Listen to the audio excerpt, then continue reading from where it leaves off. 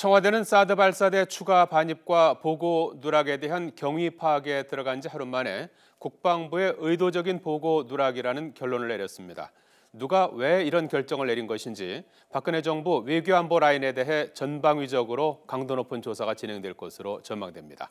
김도원 기자입니다. 사드 추가 반입 보고 누락과 관련해 청와대가 하루 만에 신속하게 조사 결과를 발표했습니다. 국방부가 사기 추가 사실을 보고서에서 의도적으로 누락했음을 확인했습니다. 청와대는 지난 26일 국방부의 국가안보실 업무보고 내용에 사드 발사대 추가 반입은 없었다고 밝혔습니다. 이상철 안보실 1차장이 국방부 관계자를 따로 추궁해서 발사대 4기 반입 사실을 처음 파악했습니다. 27일 이 사실을 보고받은 정의용 안보실장은 하루 뒤 한민구 국방장관에게 추가 반입 사실을 확인했지만 한 장관은 그런 게 있었냐고 되물으며 답변을 피하다가 결국 30일 문재인 대통령의 전화를 받고 나서야 추가 반입을 인정했습니다.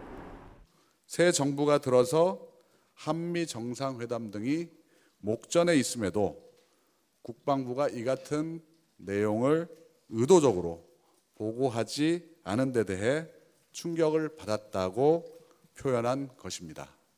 청와대 조사 결과 보고서 초안에는 발사대가 모두 6기이고 모 캠프에 보관돼 있다는 문구가 있었습니다. 국방부가 청와대에 제출한 실제 보고서엔 숫자가 빠지고 사드가 한국에 전개됐다는 취지의 표현으로 바뀌었습니다. 청와대는 보고서만 읽어서는 발사대 추가 반입 사실을 알기 어렵다는 점을 국방부 관계자들도 인정했다고 설명했습니다. 진상조사의 초점은 누가 어떤 의도로 보고 누락을 결정했는지에 맞춰질 전망입니다.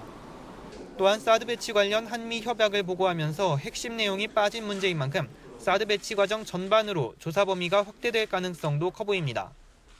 한민구 국방장관은 물론이고 김관진 전 청와대 안보실장 등 사드 배치에 직접 관여한 박근혜 정부 외교안보 라인에 대한 강도 높은 조사가 진행될 가능성도 있습니다. YTN 김도원입니다.